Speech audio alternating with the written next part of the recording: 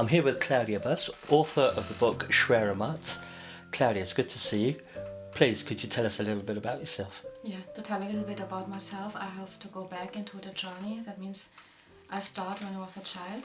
Means I was raised in a rich family, which built up their life after war. Was very proud about that. So maybe had a lot of expectation in all of that, wanting to have me a good life too, material-wise. So in material matters, I was really spoiled. I mean, I had everything, but I always felt it's not enough. I always had this feeling there's something missing. I mean, there's this hole in us, I think, which everybody of us has because we are spiritual beings, and I always knew there must be a God. But I did not know how to reach him. So I had these questions in me a lot, this longing. Yeah, the other thing is that my family moved a lot, so it means we were living here and there in the USA and Germany, moving around, so maybe that was also part of why I felt always really restless, and I had this longing for something stable, for something supporting. Whereabouts in Germany did you live? Actually in Germany it was more in the south area, but my family came from Berlin, so it means we went a lot of back and forth to Berlin, south of Germany. Yeah, so I felt my roots too in Berlin in a way. Tell us about your teenage life. Actually, in my teenage life, I fall in all this rebellious stuff, what a lot of teenagers go through. So, I mean, it was the whole program. It started with smoking with 13, alcohol, drugs, boyfriends, later going into the new age area, because there was still this hunger of God, but always this thinking I don't find it in church, I'm not good enough because of my lifestyle. So I was looking into tarot cards, a little bit of spiritism. So I made my experience there, so it was a little bit about from everything. So when you came to a greater understanding of Jesus, there was something in your life that triggered that. Would you like to tell us a bit about that? Actually, what happened, that I heard a lot about Jesus before. People came in my life, told me about. I always felt it's not enough. Later I had this experience of an abortion, what was maybe one of my most traumatic experience in life. Actually, it was about a child. So actually I became pregnant at the age of 20, in midst of all this chaos in my life, in midst of drugs, alcohol and all this. Yes, so I was pregnant, decided I want to have this child, in spite of all the struggles, problems. But in the midst of the pregnancy, they found out this child will not be okay. What was really a big shock to me, because of course I had my doubts how to deal a child at all, how to deal a family. I was quite not ready. So later knowing to have a child which would not be able to live, or maybe would be able to live after a lot of surgeries and all that, and maybe probably would be die after a few years maximum, without not a lot of chance of any recovery, and was really pretty tough. So what I decided, it was the offer I had, to bring out the child in a normal way, but actually what would be an abortion if you just not another way to express it. So it was a legal way to express it. So it was very tough to make this decision, but I had actually two kind of offers, and both of them were too tough to me, or to me and my boyfriend at that time. So we decided to abort this child, wait for the right moment and bring it to birth, and what we would know would not survive. So actually my way to deal with it, I made up my mind that I cut every contact to the kid. I didn't consider it as a child anymore, or I did not want to know is it a boy or a girl or anything. I just saw it as a pregnancy, as a state of biological state which I would interrupt. And I was always thinking, I go through that, I finish that, I make a cut, and then I will have the chance for a new life. I will have a new life, I will continue, I will restart, I will forget all of that, what happened. But actually the point was, the whole thing of abortion, it was so traumatic, it was so terrible, it was so deep, and I was really not prepared for that. It means it took me 3 days, 3 nights until I had to go through that, because my body was not ready. I think I was not ready either. And so I went through that. I felt my child dying. I was full of psychopharmaca, and always when I had a little bit of this terrible pain or fear or anything, they gave me a shot again. So what made that it was all really blurry. I only remember the pain, the fight of the child in me, and quite me walking through this dark Alleyway? alleyway. Yes, thank you. In the hospital, and it was quite like a nightmare. So actually at the end, they got the child out.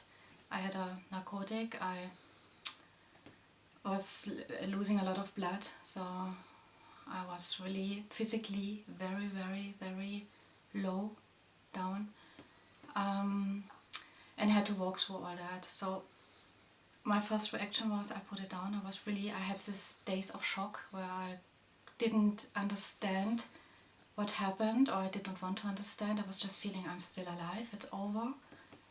But it was 3 days later when actually it was all about to make funeral, and it was the first time I had to face if it was a boy or a girl. So they asked me, they told me it is a boy, it was a little boy. They asked me for the name because we have to make the papers, and this was the moment. It was also the day when milk came in, so I knew I have to feed my baby, and that was quite like a breakdown. I mean, all what my walls, what I had, what I felt I have to survive, you know, just pregnancy is over. I had to face an abortion is not a pregnancy, which is over. It was a child, I mean, it was a boy, and which was a name. We gave him Pascal.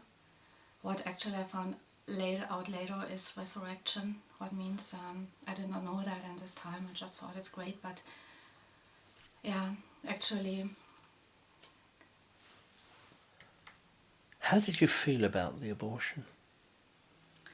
Actually, the deepest feeling I carried with me after abortion was guilt. It was this feeling, I have killed my child. It was something what I had in my mind, what I could not take back. I could not speak it nice or speak it good. I mean, it was a fact. I have felt it. I have experienced it. So I myself, I killed my child. I did not do all what I could have done. I did not give it a try to help him, maybe see if medical things would have helped him. I was judging life. That was my big problem, that I judged.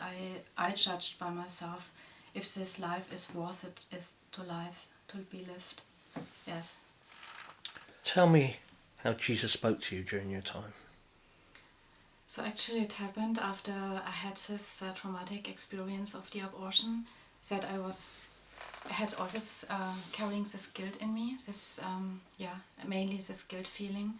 So it happened that I went to an event where somebody spoke about Jesus. I mean, I heard a lot about him before, but always had this feeling I'm not good enough. I didn't understand really the message of forgiveness. So, and this time, this person spoke to me about forgiveness and all that. We know that Jesus died on the cross for us, and it was for the first time in my life that it really hit me, that I could feel it.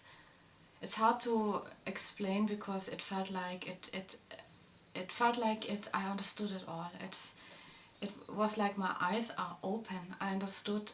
I knew I was really a sinner. I knew my whole life was sin. I killed my own child, and I knew it's not about that I have to become holy before, but God forgave me. He made a step to me. He made a step toward me, and he was reaching me his hand, to take me out of that. And I knew I just grabbed it. I was grabbing his hand, and it felt like I'm home. It was very, very strong. It was like light came into darkness, and yeah, it was really powerful.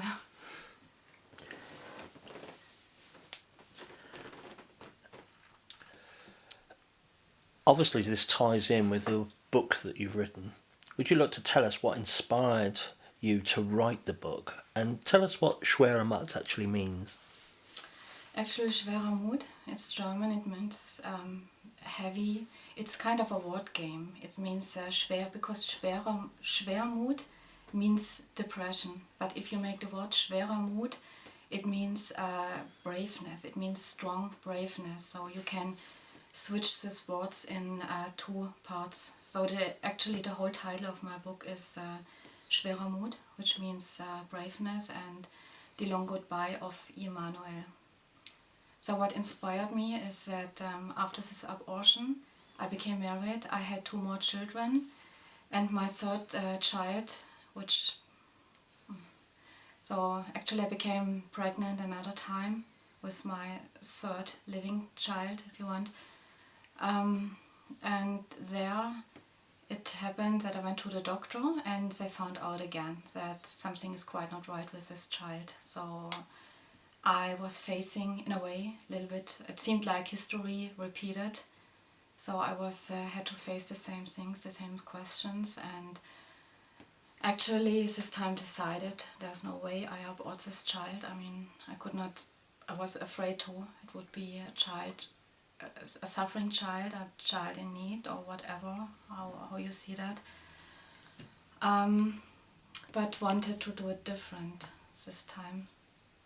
So I decided I want this time, whatever it is, whatever it costs, I want to take this child how it is. I want to love it. And this time I was a believer, so I wanted to bless this child. I decided to give life to this child. Did you give the child obviously a name, and what was that name?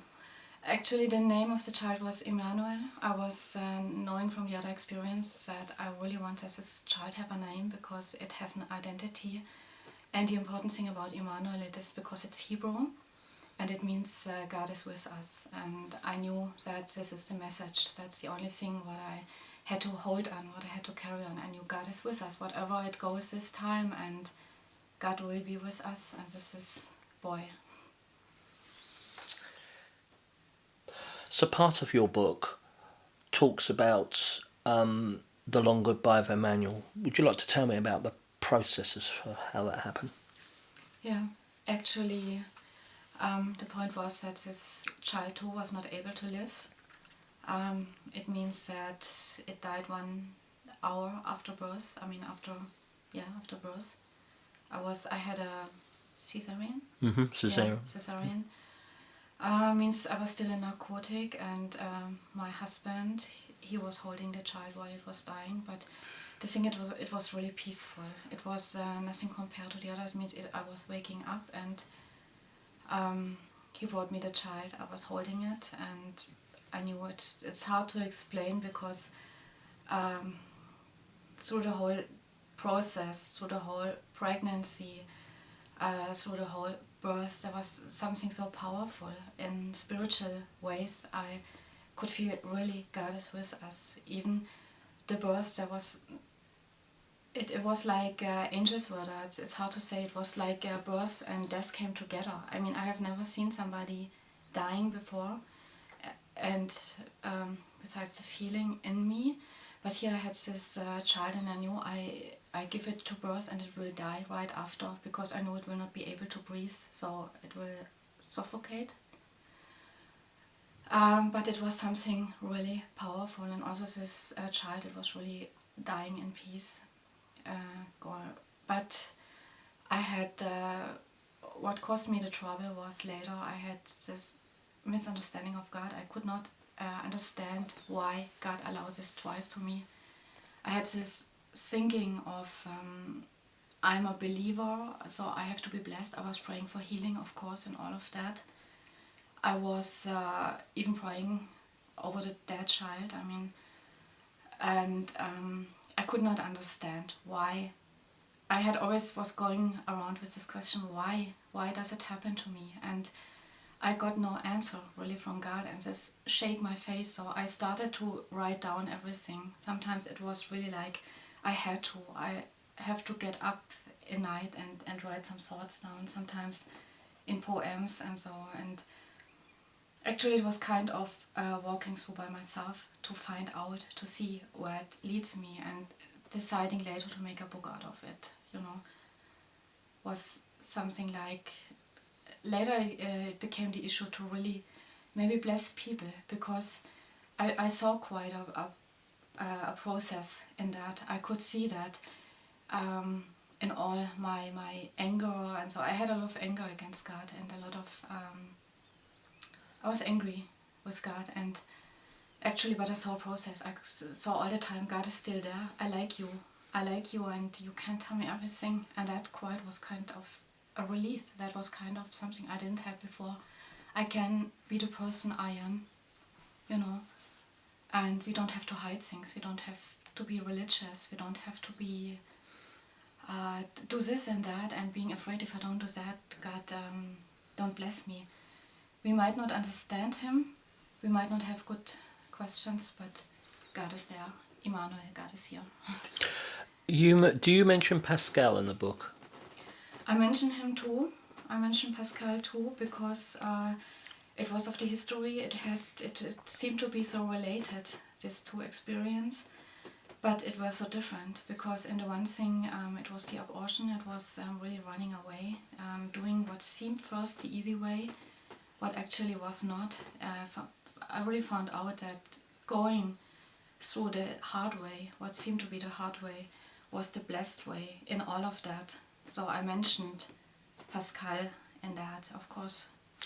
It seems with Pascal meaning resurrection and Emmanuel meaning God with us, that there's this tremendous theme running through this book. Have you got any plans to develop an English version of this book?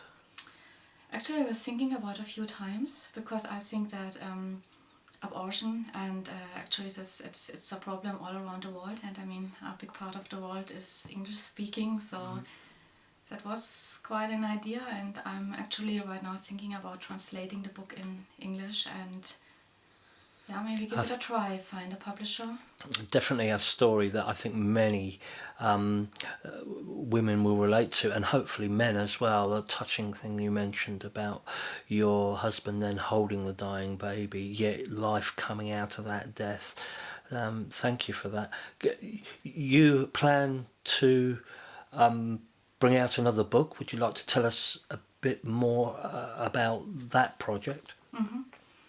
Actually, the second book, what is in planning, it's this time it's more about a picture book, because I think somebody who's really wise did say one picture tells more than 1,000 words, and I think it's a lot about creation, about seeing things that God speaks to us, and actually the theme or the issue of the book will be emotions, because out of this experience what I had, that God, we can be open before God, we can be honest before God, we have to be authentic before God before He can start to change us, to give us really what we want. So what I want with this book is to really lead people through the emotions they have, and hopefully make them identify with the emotions, so that they can see the process. Maybe tough feelings like anger, like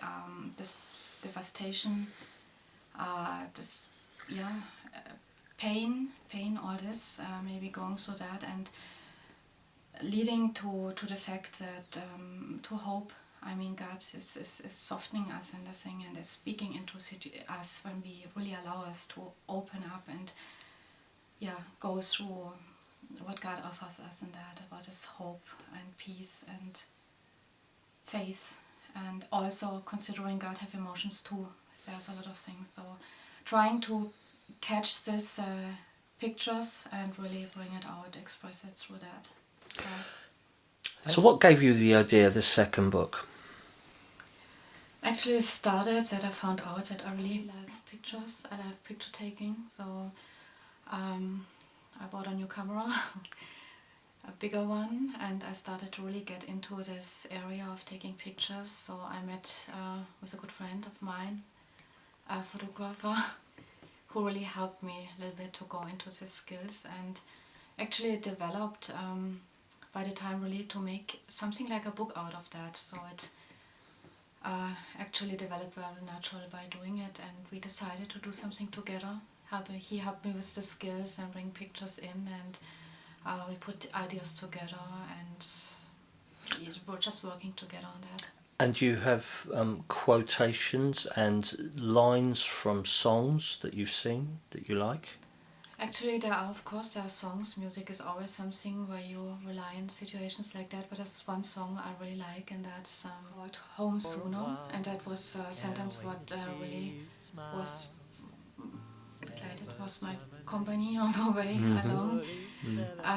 What means I know that my children are home, just home before me. I mean, they are living. It was not just for nothing I had to go through. There are two children which are just home sooner before me, and so that song really touched me. I could identify with that, and I think it's because it's a song about a child which never came to birth, but what doesn't mean that there was no child. I mean, this child was there, God created, and the whole image, and in heaven this child is a perfect person, so it has its purpose, and it's just home before us, and one day we will see it again as mother or parents. Thank you, Claudia, for that. Where can people get your current book if they like to read it in German? So actually, if they like to read it in German, you find it in Amazon. Amazon. Amazon is one option, or directly at the publish house, which is Hensler. Or if you contact me, I can send you books when you have the... Claudia, thank you very much for that testimony and your books. It's very good to meet you. Yes, good to meet you too.